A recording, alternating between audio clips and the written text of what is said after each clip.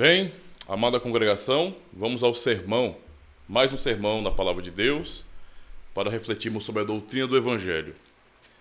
O texto da nossa pregação é o texto de 2 Timóteo, capítulo 1, versos 9 e 10, que nos diz assim: que nos salvou e chamou com uma santa vocação, não segundo as nossas obras, mas segundo o seu próprio propósito e graça, que nos foi dada em Cristo Jesus antes dos tempos e dos séculos, e que é manifestada agora pela aparição de nosso Senhor Jesus Cristo, o qual aboliu a morte e trouxe à luz a vida e a incorrupção pelo Evangelho. Esse então é o texto para a nossa reflexão. Mostramos esta manhã, de acordo com o texto de São Paulo, que se quisermos conhecer a livre misericórdia de Deus, nosso Senhor, e nos salvar, temos de ir até o seu conselho eterno, pelo qual ele nos escolheu antes da fundação do mundo. Disso vemos que ele não considerou nossas pessoas, nem a nossa dignidade, nem qualquer mérito que poderíamos possivelmente possuir. Antes de nascermos, fomos arrolados em seu registro. Ele já havia nos adotado por seus filhos. Portanto, vamos conceder tudo à sua misericórdia, sabendo que não podemos nos orgulhar de nós mesmos, a não ser que venhamos furtar dele a honra que lhe pertence. Os homens têm se esforçado em inventar sofismas para obscurecer a graça de Deus, porque eles dizem que, apesar de Deus escolher os homens antes do início do mundo, ainda assim foi de acordo com a sua presciência que um seria diferente do outro. As Escrituras demonstram claramente que Deus não esperou ver os homens se eram dignos ou não, quando ele os escolheu. Mas os sofistas pensam que podem obscurecer a graça de Deus, dizendo que, embora ele não tenha considerado os méritos passados, ele tinha um olho naqueles que estavam por vir. Pois dizem eles que, embora Jacó e seu irmão Esaú não tivessem feito nem o bem nem o mal, e Deus tenha escolhido um e recusado o outro, ainda assim ele previu, com todas as coisas presentes para ele, que Esaú seria um homem vicioso e que Jacó seria como mostrou posteriormente. Mas essas especulações tolas, porque elas simplesmente fazem de São Paulo um mentiroso, os quais dizem que Deus não recompensa nossas obras quando ele nos escolhe, quando ele fez isso antes do início do mundo. Porém, embora a autoridade de São Paulo fosse abolida, ainda assim a questão é muito clara e evidente, não só nas Sagradas Escrituras, mas também na razão, de modo que aqueles que fazem um escape desse tipo se mostram homens vazios de toda habilidade. Porque se buscarmos em nós mesmos a fundo, o que podemos encontrar de bom? Não foi toda a humanidade amaldiçoada? O que trazemos do ventre de nossa mãe a não ser pecado? Portanto, não diferimos nem um pouco dos outros, mas apraz a Deus tomar para si aqueles que ele quer. E por esse motivo, São Paulo usa estas palavras em outro lugar, quando diz que os homens não têm do que se regozijar, pois nenhum homem se encontra melhor do que os seus companheiros, a não ser porque Deus o distingue, o próprio Deus. Então, se confessarmos que Deus nos escolheu antes do início do mundo, segue-se necessariamente que Deus nos preparou para receber a sua graça, porque ele concedeu sobre nós a bondade, que não estava em nós anteriormente. Porque ele não somente nos escolheu para sermos herdeiros do reino dos céus, mas também nos justifica e nos governa pelo seu Espírito Santo. O cristão deve ser muito resolvido nesta doutrina, estando além de qualquer dúvida. Há alguns homens nesses dias que ficariam felizes se a verdade de Deus fosse destruída. Tais homens lutam contra o Espírito Santo, como bestas loucas, e se esforçam por suprimir as Sagradas Escrituras. Há mais honestidade nos papistas do que nesses homens, porque a doutrina dos papistas é muito melhor, mais santa e concorda mais com as Sagradas Escrituras do que a doutrina desses homens vis e perversos, os quais abatem a santa eleição de Deus, esses cães que latem para ela e porcos que a dilaceram. No entanto, sustentemos firmemente aqui o que aqui nos é ensinado. Deus, tendo nos escolhido antes do mundo ter seu início, devemos atribuir a causa da nossa salvação à sua livre bondade. Devemos confessar que Ele não nos toma para sermos seus filhos por qualquer mérito de nós mesmos, pois não tínhamos nada para nos recomendar a seu favor. Nada. Portanto, devemos colocar a causa e a fonte da nossa salvação somente nele e fundamentar a nós mesmos sobre isso. Caso contrário, tudo que construirmos virá a ser nada. Devemos reparar aqui o que São Paulo conecta, a saber, a graça de Jesus Cristo com o conselho eterno de Deus, Pai. E então ele nos traz nosso chamado, para que nós possamos ter a certeza da bondade de Deus e da sua vontade, que teria permanecido oculta de nós, a menos que tivéssemos um testemunho disso. São Paulo diz, em primeiro lugar, que a graça que repousa sobre o propósito de Deus e que é compreendida nele é dada em nosso Senhor Jesus Cristo. Como se dissesse, vendo que nós merecemos ser rejeitados e odiados como inimigos mortais de Deus, era preciso que fôssemos exortados, por assim dizer, em Jesus Cristo. No caso, enxertados em Jesus Cristo, para que Deus pudesse nos conceder e nos reconhecer como sendo seus filhos. Caso contrário, Deus não poderia olhar para nós, a não ser para nos odiar, porque não há nada senão miséria em nós. Estamos cheios de pecado e estufados, por assim dizer, com todos os tipos de iniquidade. Deus, que é a própria justiça, não pode consentir conosco enquanto considera nossa natureza pecaminosa. Portanto, quando ele quis nos adotar antes do início do mundo, foi requisitado que Jesus Cristo fosse colocado entre nós e ele, para que fôssemos escolhidos em sua pessoa, pois ele é o Filho muito amado de Deus. Quando Deus nos uniu a ele, fez como lhe aprouve. Vamos aprender a ir diretamente a Jesus Cristo se nós quisermos não duvidar da eleição de Deus, porque ele é o verdadeiro espelho onde devemos contemplar a nossa eleição. Se Jesus Cristo é tirado de nós, então Deus é um juiz de pecadores, de modo que não podemos esperar por qualquer bondade ou favor em suas mãos, mas, ao invés de esperar, devemos esperar a vingança. Porque sem Jesus Cristo, sua majestade será sempre terrível e temível para nós. Se ouvirmos menção ao seu propósito duradouro, não podemos deixar de ter medo, como se já estivesse armado para nos mergulhar na miséria. Mas quando sabemos que toda a graça reside em Jesus Cristo, então podemos estar certos de que Deus nos amou, embora fôssemos indignos. Em segundo lugar, devemos notar que São Paulo não fala simplesmente da eleição de Deus, porque isso não nos deixaria acima de qualquer dúvida, mas ao invés, permaneceríamos na perplexidade e na angústia. Mas ele acrescenta o chamado, pelo qual Deus tornou aberto o seu conselho, que antes era desconhecido para nós, e o qual não podíamos alcançar. Como saberemos então que Deus nos escolheu para que possamos nos alegrar nele e nos gloriar da bondade que ele concedeu a nós? Como? Aqueles que falam contra a eleição de Deus deixam o evangelho sozinho. Eles levam tudo o que Deus estendeu a nós para nos levar a ele.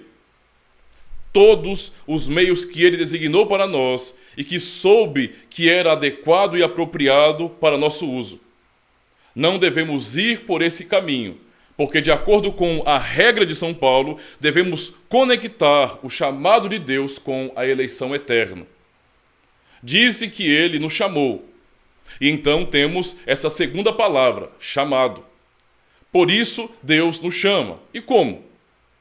Certamente, quando lhe apraz nos certificar de que nossa eleição, a qual não poderíamos alcançar de outra maneira. Porque, como diz o profeta Isaías e também o apóstolo Paulo, quem pode entrar no conselho de Deus? Quem? Mas quando apraz a Deus comunicar a si mesmo a nós familiarmente, então recebemos o que sobrepuja o conhecimento de todos os homens, porque temos uma boa e fiel testemunha, que é o Espírito Santo, que nos eleva acima do mundo e nos leva até aos maravilhosos segredos de Deus. Não devemos falar precipitadamente da eleição e dizer que somos predestinados, a não ser se completamente seguros de nossa salvação.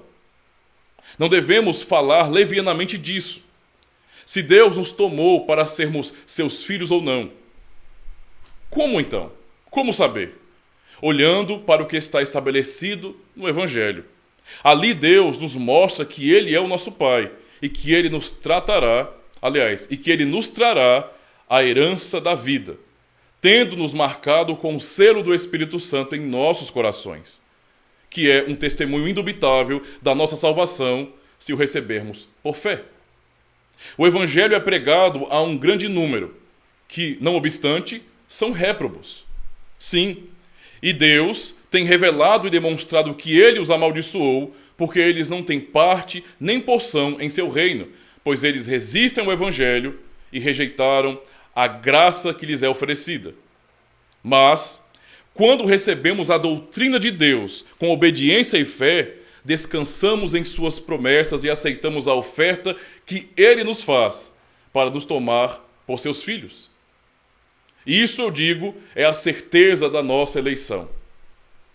Mas devemos salientar aqui que quando temos conhecimento da nossa salvação, quando Deus nos chamou e nos iluminou na fé do seu Evangelho, isso não deve se tornar nula, ou não deve tornar nula a predestinação eterna que veio anteriormente. Há um grande número nesses dias que dirão: quem Deus escolheu a não ser os seus fiéis? Eu concordo com isso, mas eles teriam uma maligna consequência disso e dizem que a fé é a causa, sim, a primeira causa da nossa salvação. Se eles a chamassem de causa intermediária, isso seria certamente verdadeiro, pois a Escritura diz: pela graça sois salvos mediante a fé. Efésios 2, verso 8. Mas devemos ir mais alto, pois se eles atribuem a fé ao livre-arbítrio dos homens, eles blasfemam contra Deus perversamente e cometem um sacrilégio. Devemos ir ao que a Escritura nos demonstra, a saber que quando Deus nos dá a fé, devemos saber que não somos capazes de receber o Evangelho, a não ser que Ele nos molde pelo Espírito Santo. Não é suficiente para nós ouvirmos a voz do homem, a menos que Deus trabalhe dentro de nós e fale em nós de uma forma secreta pelo Espírito Santo. E a partir daí vem a fé. Mas qual é a causa disso? Qual é a causa disso? Porque a fé é dada a um e não a outro. Por quê? São Lucas nos mostra dizendo, em Atos 13, verso 48, creram todos os que haviam sido destinados para a vida eterna. Há um grande número de ouvintes, e ainda assim apenas alguns deles receberam a promessa da salvação. E quem eram esses que receberam tais promessas? Aqueles que foram designados para a salvação. São Paulo fala, mais uma vez, muito amplamente sobre esse assunto em sua epístola aos Efésios, de forma que não pode ser possível que os inimigos da predestinação de Deus não vejam uma coisa tão clara e evidente, a não ser que o diabo tenha arrancado seus olhos e eles tenham se tornado vazios de toda a razão. São Paulo diz que Deus nos chamou e nos fez participantes de seus tesouros e riquezas infinitas, que nos foram dadas por nosso Senhor Jesus Cristo, de acordo com a sua vontade, de nos escolher antes da fundação do mundo. Esse é o ensino do apóstolo Paulo. Quando dizemos que nós somos chamados à salvação, porque Deus nos deu a fé, não é por não exigir ou existir uma causa maior em quem quer que não vá até a eleição eterna de Deus. Toma um pouco do que é dele e reduz sua honra. Isto é encontrado em quase toda parte nas Escrituras Sagradas. Então é um ensino amplo e muito ensinado em toda a Escritura. Para que possamos fazer uma breve conclusão sobre este assunto, vamos ver de que maneira devemos nos manter. Quando perguntamos sobre a nossa salvação, Não devemos começar por somos escolhidos? Não. Nunca podemos subir tão alto. Seríamos confundidos milhares de vezes e teríamos nossos olhos ofuscados antes de conseguirmos chegar ao conselho de Deus. O faremos então? Ouçamos o que é dito no Evangelho. É isso que nos importa, ouvir o Evangelho. Quando Deus tem sido tão gracioso ao nos fazer receber a promessa oferecida, sabemos que isso é como se Ele tivesse aberto todo o seu coração para nós e registrado nossa eleição em nossas consciências. Devemos estar certificados de que Deus nos tomou por seus filhos e que o seu reino, ou o reino dos céus, é nosso, porque somos chamados em Jesus Cristo. Como podemos saber disso, então? Como nós mesmos devemos proceder em relação à doutrina que Deus colocou diante de nós, a doutrina da eleição? Devemos magnificar a graça de Deus e saber que não podemos trazer nada para nos recomendar o seu favor. Devemos nos tornar em nada aos nossos próprios olhos, porque nós não podemos reivindicar qualquer exaltação. Não temos esse direito.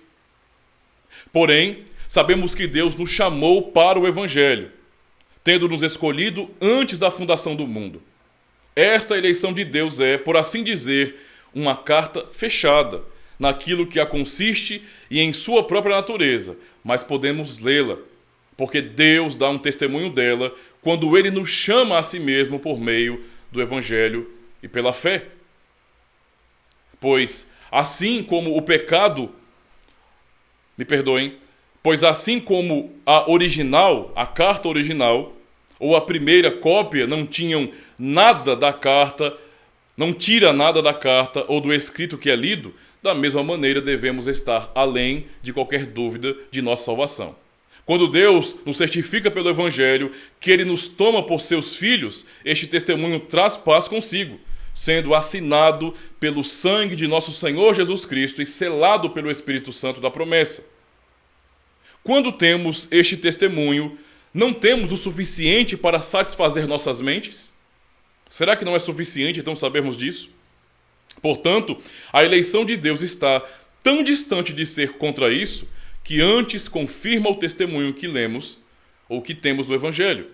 Não devemos duvidar que Deus tem registrado os nossos nomes antes que o mundo fosse feito, entre seus filhos escolhidos. Mas o conhecimento do porquê disso, Ele reservou para si. É isso que temos revelado da palavra de Deus. Devemos sempre ir a nosso Senhor Jesus Cristo, quando falarmos de nossa eleição. Porque sem Ele, como já demonstrado, não podemos chegar a Deus. Quando falamos do seu decreto também, podemos ser surpreendidos como homens dignos de morte.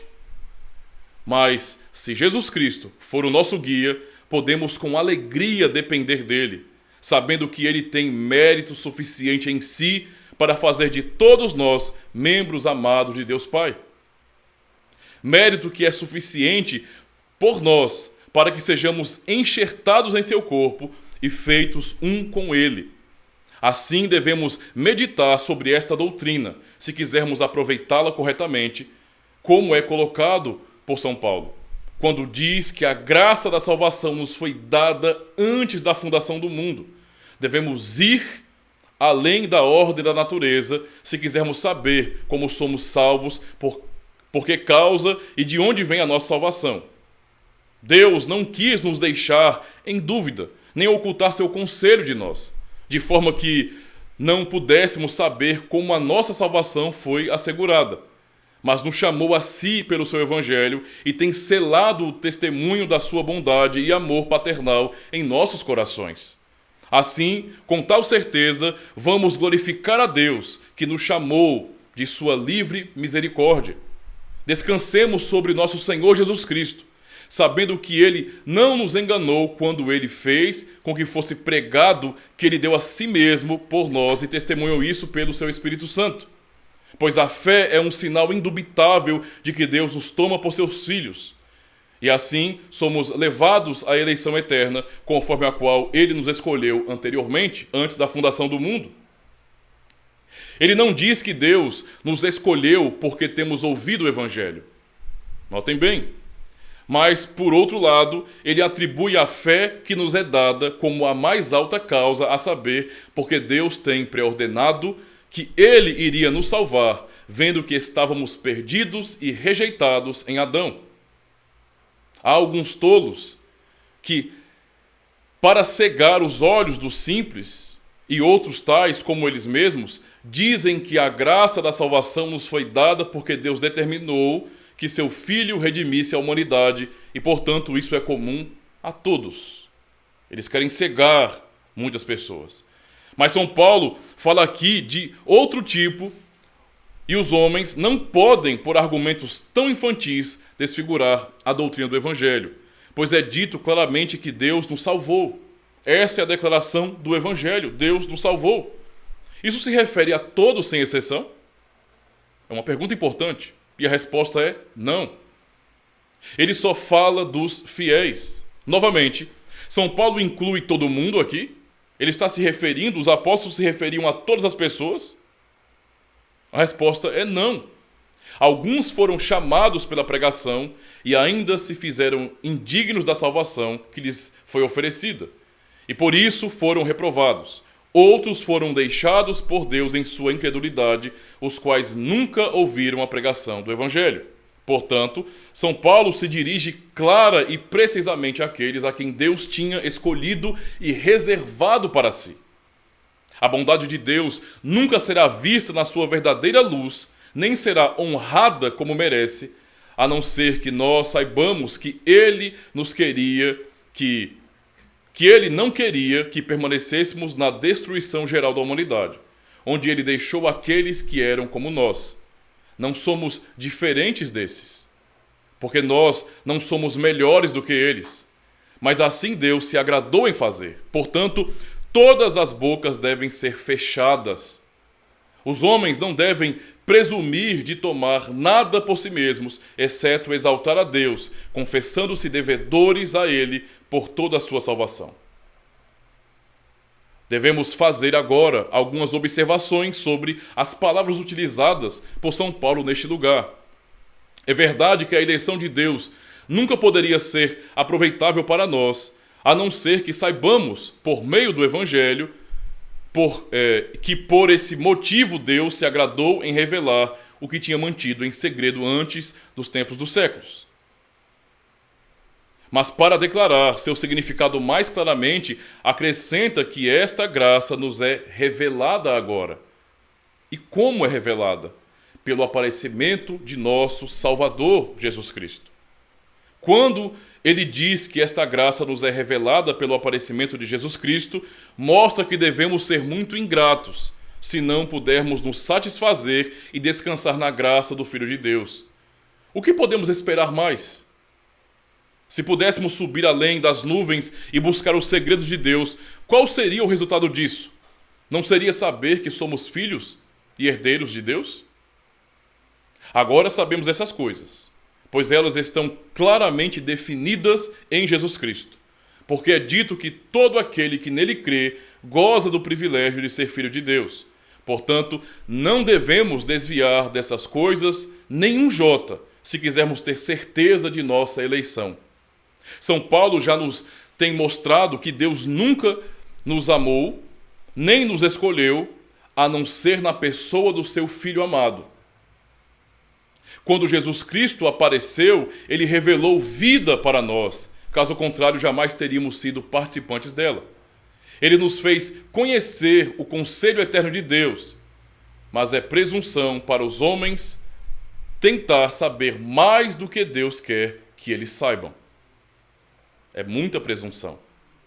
Se andamos sóbria e reverentemente em obediência a Deus, ouvindo e recebendo o que Ele diz nas Sagradas Escrituras, o caminho será feito claro diante de nós. São Paulo diz que quando o Filho de Deus apareceu no mundo, Ele abriu nossos olhos para que pudéssemos saber que Ele foi gracioso para conosco, antes que o mundo fosse feito. Fomos recebidos como seus filhos e considerados como justos, de forma que não precisamos duvidar que o reino dos céus esteja preparado para nós. Não que tenhamos isso por nossos méritos, pois ele pertence a Jesus Cristo, que nos faz participantes consigo. Quando São Paulo fala do aparecimento de Jesus Cristo, ele diz: ele trouxe a luz, a vida e a imortalidade através do Evangelho. Não é somente dito que Jesus Cristo é nosso Salvador, mas que ele é enviado para ser um mediador, para nos reconciliar pelo sacrifício da sua morte. Ele é enviado a nós como um cordeiro sem defeito, para nos purificar e fazer satisfação por todas as nossas transgressões. Ele é a nossa garantia, para nos livrar da condenação e da morte. Ele é a nossa justiça. Ele é o nosso advogado, que intercede com Deus para que ele ouça as nossas orações. Temos de conceder que todas essas qualidades pertencem a Jesus Cristo somente. Se quisermos saber corretamente que ele apareceu, devemos olhar para a substância contida no Evangelho.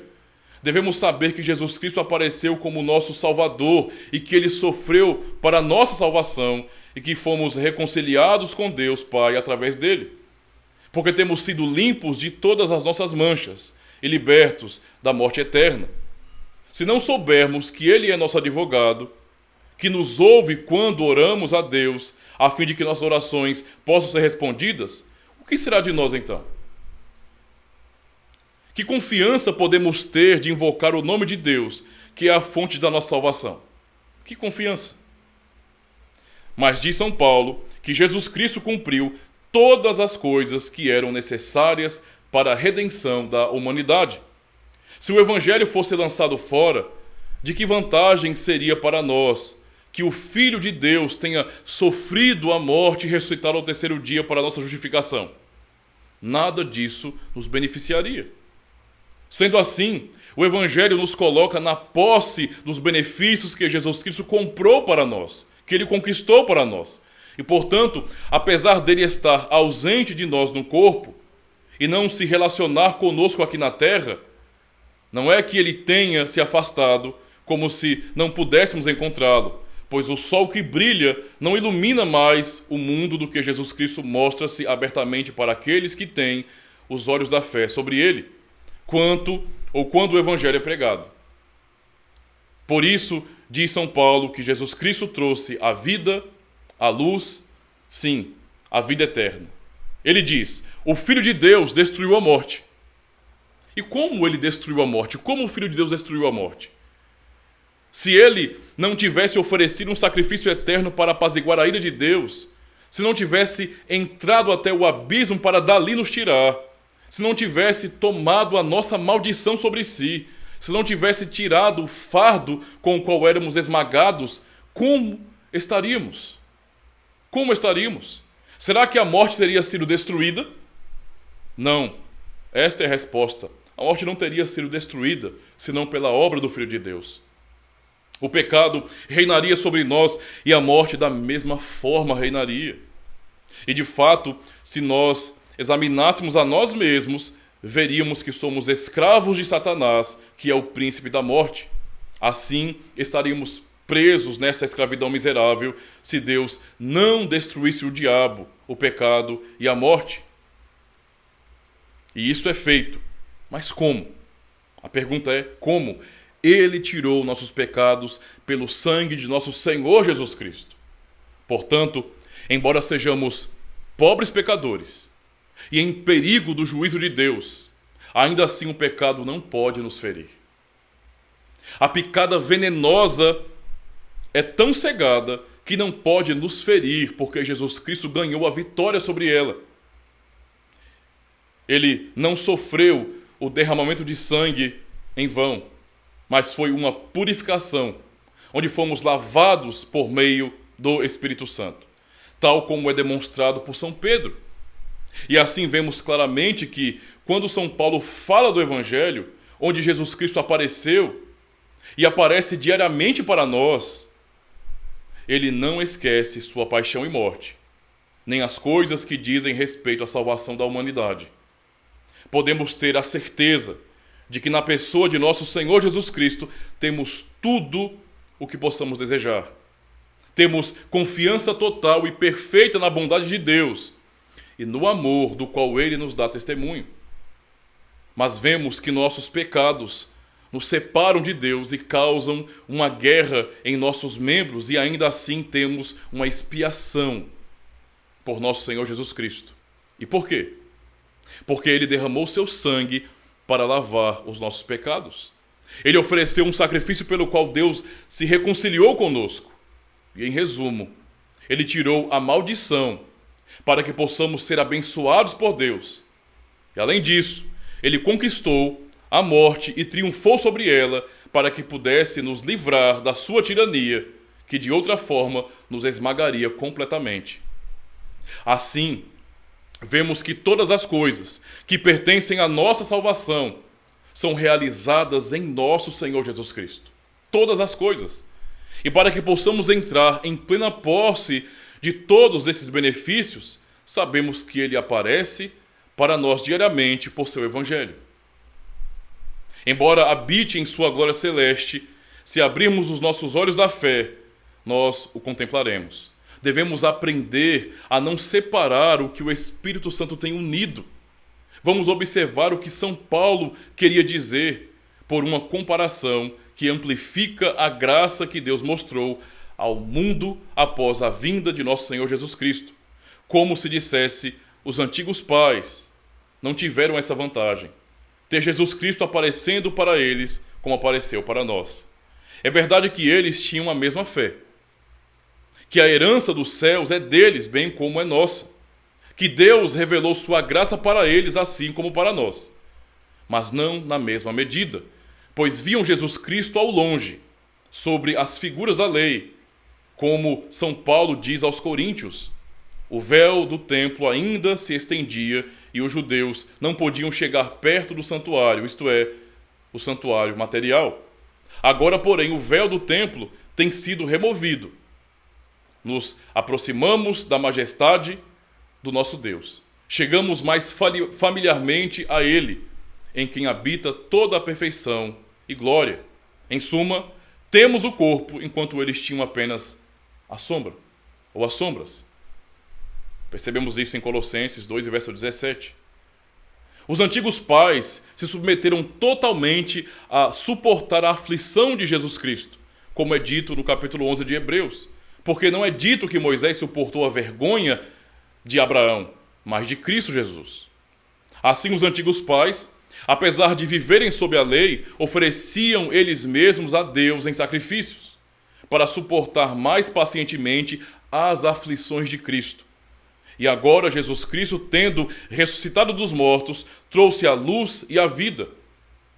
Se somos tão delicados que não podemos suportar as aflições do Evangelho, não somos dignos de sermos apagados do livro de Deus e sermos rejeitados?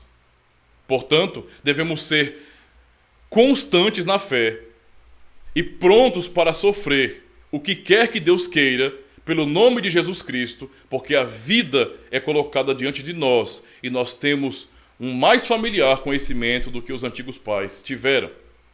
Sabemos o quanto os antigos pais eram atormentados pelos tiranos e inimigos da verdade e como eles sofreram constantemente. A condição da igreja não é mais grave nestes dias do que fora outrora. Porque agora Jesus Cristo trouxe a vida e a imortalidade à luz através do Evangelho. Todas as vezes que a graça de Deus é pregada a nós, é como se o reino dos céus se abrisse para nós, como se Deus estendesse a sua mão e nos certificasse que a vida está próxima e que Ele nos fez participantes da sua herança celestial. Mas quando olhamos para essa vida que foi comprada para nós pelo nosso Senhor Jesus Cristo, não devemos hesitar em abandonar tudo o que temos neste mundo para ir ao tesouro acima, que está nos céus. Portanto, meus irmãos, não sejamos voluntariamente cegos. Vendo que Jesus Cristo coloca diariamente diante de nós a vida e a imortalidade das quais falamos aqui. Quando São Paulo fala da vida e acrescenta a imortalidade, é como se dissesse: já entramos no reino do céu pela fé. Embora sejamos como estranhos aqui embaixo, a vida e a graça da qual fomos feitos participantes por meio de nosso Senhor Jesus Cristo trarão seus frutos no tempo conveniente, a saber, quando ele for enviado por Deus Pai, para nos mostrar o efeito das coisas que são diariamente pregadas a nós, as quais foram cumpridas em sua pessoa quando ele estava vestido com sua humanidade. Amém.